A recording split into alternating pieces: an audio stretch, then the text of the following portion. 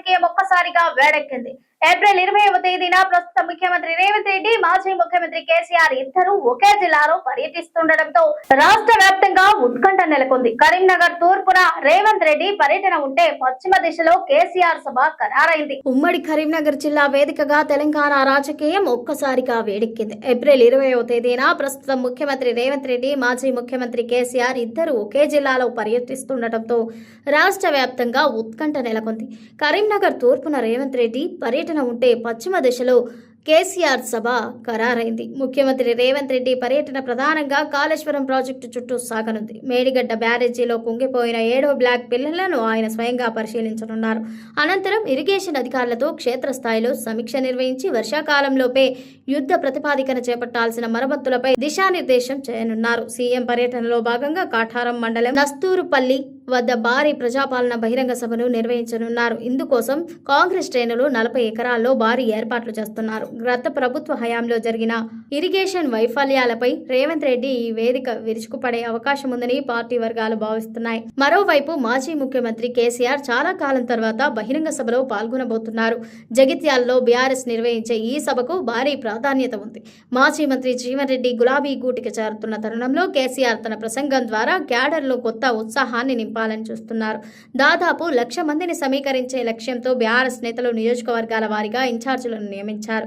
2023 assembly ఎన్నికల తర్వాత కేసీఆర్ పాల్గొంటున్న తొలి భారీ బహిరంగ సభ ఇదే కావడంతో ప్రస్తుతం కాంగ్రెస్ పాలనపై ఆయన ఎలాంటి విమర్శలు చేస్తారనేది రాజకీయ వర్గాల్లో చర్చనీయాంశంగా మారింది. ఒకరు ప్రాజెక్టు వైఫల్యాలను ఎత్తి చూపేందుకు వస్తుంటే మరొకరు రాజకీయ పునరేకీకరణ లక్ష్యంగా రంగంలోకి దిగనున్నారు. ఇక ఒకే రోజు ఒకే జిల్లాలో ఇద్దరు అగ్రనేతల పర్యటనలు ఉండటంతో పోలీసు యంత్రాంగం అప్రమత్తమైంది. మొత్తానికి ఏప్రిల్ 20న తెలంగాణ రాజకీయ సెంటర్ ఆఫ్ అట్రాక్షన్ ఉమ్మడి కరీంనగర్ జిల్లాలోనే అని చెప్పొచ్చు. బీజేపీ ఎంపీ తేజస్వి సూర్య చేసిన వ్యాఖ్యలపై Telangana BJP chief Ramachandra Rao clarity ఇచ్చారు. తేజస్వి సూర్య వ్యాఖ్యలపై అనవసర రాద్ధాంతం చేస్తున్నారంటూ కొట్టిపారేశారు. బీఆర్ఎస్ నేతలు కోతికి కొబ్బరి చిప్ప దొరికినట్టు వ్యవహరిస్తున్నారంటూ మండిపడ్డారు. తేజస్వి సూర్య మాటల వెనుక అంతరార్థం వేరని వివరణ ఇచ్చారు. అదే సమయంలో బీజేపీ లేకపోతే తెలంగాణ వచ్చేదా అంటూ రామచంద్రరావు ప్రశ్నించారు. నియోజకవర్గాల పునర్విభజనపై లోక్సభలో జరిగిన చర్చ సందర్భంగా బీజేపీ ఎంపీ తేజస్వి సూర్య చేసిన వ్యాఖ్యలు ఇప్పుడు తెలంగాణలో తీవ్ర ఆందోళనలకు కారణమయ్యాయి. ఆంధ్రప్రదేశ్ విభజనను భారత్ పాక్ దేశాల విభజనతో పోల్చుతూ తెలంగాణను తీవ్రంగా అవమానించారంటూ రాష్ట్రంలోని అధికార కాంగ్రెస్, ప్రతిపక్ష బీఆర్ఎస్ పార్టీలు తీవ్రంగా మండిపడుతున్నాయి. తేజస్వి సూర్య చేసిన వ్యాఖ్యలను ముక్తకంఠంతో ఖండిస్తున్నాయి. ఈ నేపథ్యంలోనే తెలంగాణ బీజేపీ రాష్ట్ర అధ్యక్షుడు రామచంద్రరావు తాజాగా తేజస్వి సూర్య వ్యాఖ్యలపై తీవ్రంగా స్పందించారు. తేజస్వి సూర్య వ్యాఖ్యలపై అర్థం లేకుండా బీఆర్ఎస్ నేతలు విమర్శలు చేస్తున్నారంటూ ఎదురుదాడికి దిగారు. కోతికి కొబ్బరి చిప్ప దొరికినట్లు బీఆర్ఎస్ నేతలు తేజస్వి సూర్య చేసిన వ్యాఖ్యలపై ప్రవర్తిస్తున్నారంటూ రామచంద్రరావు తీవ్ర వ్యాఖ్యలు చేశారు. ఎంపీ తేజస్వి మాట్లాడిన మాటల్లో ఉన్న అంతరార్థం వేరని బీఆర్ఎస్ నేతలు వాటిపై అనవసర రాద్ధాంతం చేస్తున్నారంటూ మండిపడ్డారు. తేజస్వి సూర్య మాటలను భూతద్దంతో పెట్టి చూడటమని రామచంద్రరావు హితవు పలికారు. తెలంగాణను పాకిస్తాన్తో తేజస్వి సూర్య పోల్చలేదంటూ స్పష్టం చేశారు. ఇక తెలంగాణ ఏర్పాటుకు సంబంధించిన పోరాటం సందర్భంగా ఏర్పాటు చేసిన జాయింట్ యాక్షన్ కమిటీ బీజేపీలో కూడా భాగంగా ఉందని రామచంద్రరావు గుర్తు చేశారు. బీజేపీ లేకపోయింటే తెలంగాణ వచ్చేదా అంటూ నిలదీశారు. తెలంగాణ ఏర్పాటుకు సంబంధించి లోక్సభలో జరిగిన చర్చ సమయంలో బీఆర్ఎస్లో 2 సభ్యులు లేరని తెలిపారు. అదే సమయంలో తెలంగాణ రాష్ట్ర ఏర్పాటు విషయంలో కాంగ్రెస్ పార్టీ యూటర్న్ తీసుకుందని విమర్శలు గుప్పించారు. కాంగ్రెస్ పార్టీ వెనక్కి తగ్గడంతో చాలా మంది తెలంగాణ కోసం పోరాటం చేసిన వారు ఆత్మహత్య చేసుకున్నారని గుర్తు చేశారు. వారి ఆత్మహత్యలకు కాంగ్రెస్ పార్టీ కారణం కాదా అంటూ ప్రశ్నించారు. వాజ్పేయి చాలా సాఫీగా ఒక్క రక్తం చుక్క కూడా పడకుండా 2001లో 3 రాష్ట్రాలను ఇచ్చారంటూ రామచంద్రరావు గుర్తు చేశారు. మా ఒక ఎంపీ పాకిస్తాన్ అదేవిధంగా భారతదేశం విడిపోయినప్పుడు ఎంతమంది అయితే ఆ రోజు చనిపోవడం జరిగిందో దాని మీద కంపారిజన్ పెట్టుకుంటే దానికి అర్థం లేకుండా బీఆర్ఎస్ పార్టీ ఈరోజు దాని మీద పెద్ద ఇష్యూ చేస్తూ ఉంది. వారు మాట్లాడే ఈ నేపథ్యంలో మాట్లాడారు. ఇది ఆలోచించాల్సిన అవసరం ఉంది. వాళ్ళు ఏదో మాట్లాడగానే పట్టుకునే దానికి కోతికి బెల్లం చుక్క బెల్లమా కోతికి కొబ్బరి చొక్కినట్టు ఒంటిగా మీద ఎగిరి ఏదో మాట్లాడుతూ పోతున్నారు. తెలంగాణలో మేము తెలంగాణ ఉద్యమంలో భారతీయ జనతా పార్టీ కూడా జేఏసీలో భాగం. భారతీయ జనతా పార్టీ లేకుంటే తెలంగాణ వచ్చేదా?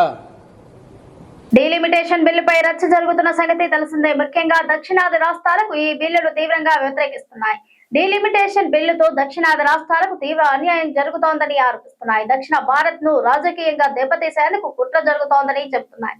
ఎట్టి పరిస్థితుల్లో డీలిమిటేషన్ బిల్లును అంగీకరించేది లేదని తేల్చి చెబుతున్నాయి. తెలంగాణ, తమిళనాడు రాష్ట్రాల ముఖ్యమంత్రులు రేవంత్, స్టాలిన్లు ఈ విషయంలో గట్టిగా తమ వాదనలను వినిపిస్తున్నారు. డీలిమిటేషన్ బిల్లుపై రచ్చ జరుగుతున్న సంగతి తెలిసిందే. ముఖ్యంగా దక్షిణాది రాష్ట్రాలకు ఈ బిల్లును తీవ్రంగా వ్యతిరేకిస్తున్నాయి. డీలిమిటేషన్ బిల్లుతో దక్షిణాది రాష్ట్రాలకు తీవ్ర అన్యాయం జరుగుతోందని ఆరోపిస్తున్నాయి. దక్షిణ భారత్ ను రాజకీయంగా దెబ్బతీసేందుకు కుట్ర జరుగుతోందని చెబుతున్నాయి. ఎట్టి పరిస్థితుల్లో డీలిమిటేషన్ బిల్లును అంగీకరించేది లేదని తేల్చి చెబుతున్నాయి. తెలంగాణ, తమిళనాడు రాష్ట్రాల ముఖ్యమంత్రులు రేవంత్, స్టాలిన్లు ఈ విషయంలో గట్టిగా తమ వాదనలు వినిపిస్తున్నారు. ఈ క్రమంలో డీలిమిటేషన్ బిల్లుపై జరుగుతున్న వివాదంపై కేంద్ర హోంశాఖ మంత్రి అమిత్ షా లోక్సభ వేదికగా స్పందించారు. దక్షిణాది రాష్ట్రాలు చేస్తున్న ఆరోపణలను ఆయన ఖండించారు. డీలిమిటేషన్ బిల్లుతో సౌత్ స్టేట్స్ కు లాభమే తప్ప ఎలాంటి నష్టం ఉండదని ఆయన స్పష్టం చేశారు. అంతేకాదు డీలిమిటేషన్ బిల్లులో ఏపీ, తెలంగాణలో ఎన్ని ఎంపీ సీట్లు పెరుగుతాయో లోక్సభ వేదికగా వెల్లడించాలన్నారు.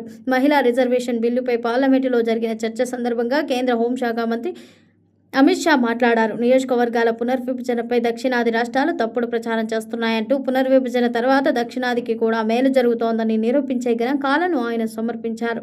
నేడు ప్రవేశపెట్టిన రాజ్యాంగ సవరణ బిల్లును ప్రతిపక్షం గట్టిగా వ్యతిరేకిస్తోంది.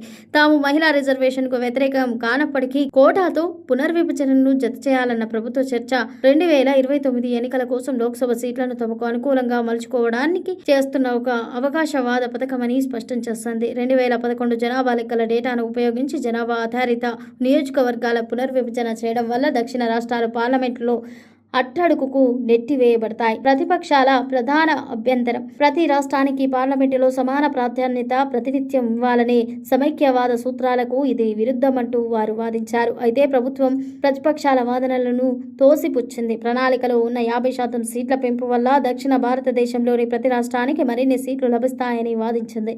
దీనికి ఉదాహరణలు కూడా ఇచ్చింది. పార్లమెంట్ సాక్షిగా తెలంగాణ విభజనపై వివాదాస్పద వ్యాఖ్యలు చేసిన బీజేపీ ఎంపీ తేజస్వి సూర్యపై చర్యలు తీసుకోవాలని డీజీపీ శ్రీధర్ రెడ్డికి లేఖ రాశారు మంత్రి పొన్నం ప్రభాకర్. తెలంగాణ ఏర్పాటును భారత పాకిస్తాన్ విభజనతో పోల్చిన బీజేపీ ఎంపీ తేజస్వి సూర్యపై వెంటనే చర్యలు తీసుకోవాలంటూ మంత్రి తన లేఖలో పేర్కొన్నారు. పార్లమెంట్ సాక్షిగా తెలంగాణ విభజనపై వివాదాస్పద వ్యాఖ్యలు చేస్తున్న బీజేపీ ఎంపీ తేజస్వి సూర్యపై చర్యలు తీసుకోవాలని డీజీపీ శ్రీధర్ రెడ్డికి లేఖ రాసిన మంత్రి పొన్నం ప్రభాకర్. తెలంగాణ ఏర్పాటును భారత పాకిస్తాన్ విభజనతో పోల్చిన బీజేపీ ఎంపీ తేజస్వి సూర్యపై వెంటనే చర్యలు తీసుకోవాలని మంత్రి తన లేఖలో పేర్కొన్నారు. తెలంగాణ ఏర్పాటు అనేది ఇక్కడి ప్రజల న్యాయమైన ఆకాంక్షలను ప్రతిబింబిస్తూ ఒక ప్రజాస్వామ్య రాజ్యాంగబద్ధమైన ప్రక్రియ ఫలితంగా జరిగింది. తెలంగాణ ఏర్పాటును భారతదేశపు బాధాకరమైన హింసాత్మక విభజనతో ఆ ప్రక్రియ పవిత్రతను తగ్గించడమే కాకుండా తెలంగాణ ప్రజల మనోభావాలను విస్మరించినట్లు అవుతోందని తెలిపారు. ఇటువంటి ప్రకటనలు ప్రజా సమరస్యాన్ని దెబ్బతీయడానికి, ప్రాంతీయ కలహాలను పెంచడానికి, చారిత్రక రాజ్యాంగ వాస్తవాలను వక్రీకరించడానికి అవకాశం ఉంది. అలానే తప్పుడు సమాచారం వ్యాప్తి చెందకుండా నిరోధించడానికి, ప్రజాశాంతి సామరస్యాలను కాపాడడానికి ఈ విషయాన్ని పరిశీలించి చట్టంలోని సంబంధిత నిబంధనల ప్రకారం బీజేపీ ఎంపీపై తగిన చర్యలు తీసుకోవాలని డీజీపీని మంత్రి పొన్నం ప్రభాకర్ కోరారు. ఇవాళ పార్లమెంటులో జరుగుతున్నటువంటి చర్చ అంశం వేరు, డిలిమిటేషన్, ఉమెన్ రిజర్వేషన్ బిల్లు. ఆ సందర్భంలో తెలివిలేని ఒక వెధవ, మెదడు జ్ఞానము లేక తెలంగాణ విభజనను పాకిస్తాన్ భారత విభజనతోటి పోల్చి ఈరోజు ఈ భారతదేశంలో ప్రజాస్వామికంగా రాజ్యాంగ ప్రకారంగా లోక్సభ, రాజ్యసభ పాస్ చేసినటువంటి బిల్లులను పార్లమెంటు వేదికగా అవమానపరుస్తుంటే తెలంగాణ నుంచి ఎంపికైన 8 మంది భారతీయ జనతా పార్టీల ఎంపీలు చీము నెత్తురు లేకుండా వాటిని విని ఎంజాయ్ చేసేటువంటి దౌర్భాగ్య పరిస్థితి వింటే తెలంగాణ తల్లి రోధించేటువంటి పరిస్థితి ఉంది. అలా ఏ మాత్రం బాధ్యత ఉన్నా, తెలంగాణ రక్తమున్నా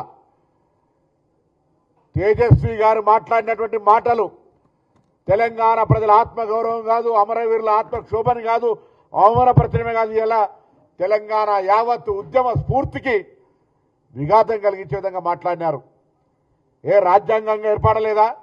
ఇంత పెద్ద దీర్ఘకాలిక ప్రజల ఆకాంక్షకు కాంగ్రెస్ పార్టీ నిర్ణయం తీసుకొని ఆనాడు భారతీయ జనతా పార్టీ కీర్తిశేషులు సుష్మా స్వరాజ్ గారు రాజ్యాంగ ప్రకారంగా పార్లమెంటులో మద్దతు ఇస్తే ఇవాళ ఈ యొక్క ప్రధానమంత్రి నుంచి మొదలుకొంటే మొన్నవరో తెలుగుదేశం ఆంధ్ర ఎంపీ కూడా పార్లమెంటు గురించి కూడా మాట్లాడుతూ ఉండే, తెలంగాణ విభజన గురించి మాట్లాడుతూ ఉండే. ప్రతి ఒక్కరికి చురుకనైతుంది. బిడ్డ జాగ్రత్త.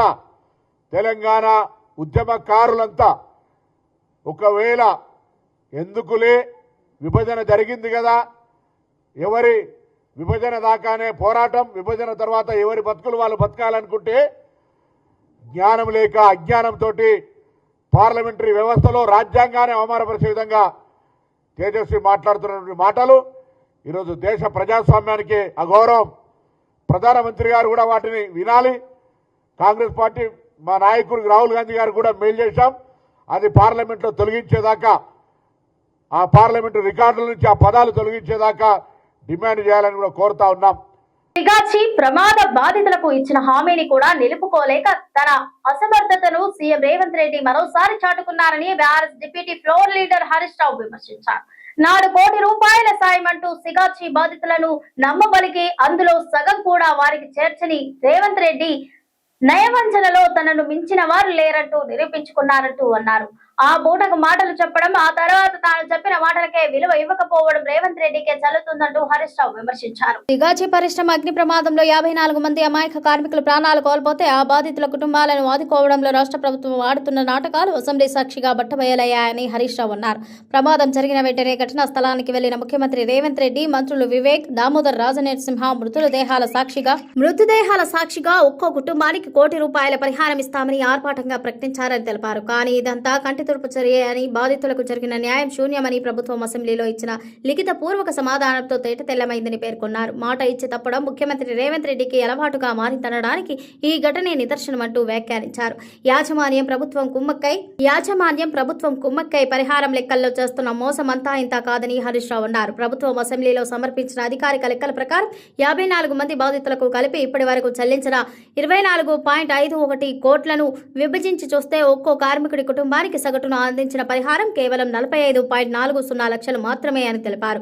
అంటే ముఖ్యమంత్రి గారు హామీ ఇచ్చిన 1 కోటి రూపాయల పరిహారంలో ఇంకా ఒక్కో కుటుంబానికి దాదాపు 54.60 లక్షల చొప్పున మొత్తంగా 29.48 కోట్ల బకాయిని ఈ ప్రభుత్వం ఎగ్గొట్టి బాధితులను నట్టేట ముంచిందని మండిపడ్డారు. కోట్లు ఇస్తామని గొప్పలు చెప్పి ఇప్పటి వరకు రాష్ట్ర ప్రభుత్వం ఒక్క బాధిత కుటుంబానికి 1 లక్ష రూపాయలు మాత్రమే చెల్లించడం అత్యంత శోచనీయమని అన్నారు. మరి ముఖ్యమంత్రి, మంత్రులు హామీ ఇచ్చిన 1 కోటి రూపాయల పరిహారం ఎవరిస్తారంటూ హరీష్ రావు ప్రశ్నించారు. ఆ డబ్బు ఎగ్గొట్టి కాంగ్రెస్ ప్రభుత్వం జారుకోవాలని చూస్తోందని అన్నారు. దిక్కుతోచని స్థితిలో ఉన్న ఆ పేద బాధిత కుటుంబాలను గాలికి వదిలేశారంటూ మండిపడ్డారు. ఇక్కడ మరో మోసం దాగుందని విమర్శించారు. యాజమాన్యం తాము 40 నుంచి 42 లక్షలు ఇస్తామని కోర్టుల ముందు ఒప్పుకుందని చెప్పారు. అసలు నిజమేంటంటే వారు సొంతంగా ఇచ్చిన 25 లక్షలకు కార్మికులు చనిపోవడం వల్ల చట్టబద్ధంగా వారికి రావాల్సిన పీఎఫ్, ఈఎఫ్, లైఫ్ ఇన్సూరెన్స్ డబ్బులను కూడా కలుపుకొని ఈ లెక్కలు చూపిస్తున్నారంటూ అన్నారు. అవేదో కంపెనీ జేబులో చేస్తున్న పరిహారం కాదు, కార్మికులు కష్టార్జితం నుంచి హక్కుగా వచ్చిన డబ్బు అంటూ హరీష్ రావు తెలిపారు. ఆ డబ్బులను కూడా తీసుకువచ్చి కంపెనీ ఇచ్చే పరిహారంలో కలిపి చూపించడం ఈ కాంగ్రెస్ ప్రభుత్వం యాజమాన్య అమానవీయతకు దిగజారుతనానికి పరాకాష్ట అంటూ మండిపడ్డారు. అంతేకాదు ఆసుపత్రిలో చికిత్స పొందుతూ చనిపోయిన కార్మికుల వైద్య ఖర్చులను కూడా ఈ అరాకొర పరిహారంలోనే కోత విధించడం దారుణమని అన్నారు. ఇక ప్రమాదంలో కాలి బూడిదై ఆచూకీ దొరకని 8 మంది కార్మికుల కుటుంబాలను డెత్ సర్టిఫికెట్ల కోసం నెలల తరబడి ఆఫీసుల చుట్టూ తిప్పించుకున్న దుర్మార్గ ప్రభుత్వం ఇది అని విమర్శించారు. ఇది కేవలం ఒక ప్రమాదం కాదు, యాజమాన్యం నిర్లక్ష్యంతో జరిగిన సామూహిక హత్య అని హరీష్ రావు అన్నారు. ఫ్యాక్టరీలో భద్రతా ప్రమాణాలు గాలి కొదిలేశారని విచారణలో ఆధారాలతో సహా స్పష్టంగా తేలిందని చెప్పారు. 818 HP సామర్థ్యాన్ని మాత్రమే అనుమతి తీసుకుని అక్రమంగా 1777 HPకి యంత్రాలను పెంచేశారు. సేఫ్టీ గార్డ్స్ లేవు, ఫైర్ NOC లేదు, డస్ట్ కంట్రోల్ సిస్టమ్ పనిచేయలేదని తెలిపారు. ఇంత నిర్లక్ష్యం బయటపడినా ప్రభుత్వం యాజమాన్యంపై చర్యలు తీసుకోవడంలో పూర్తిగా విఫలమైందంటూ విమర్శించారు. ఇది వార్త బులెటిన్. మరో బులెటిన్ తో మళ్ళీ కలుద్దాం. Stay tuned. S24 news.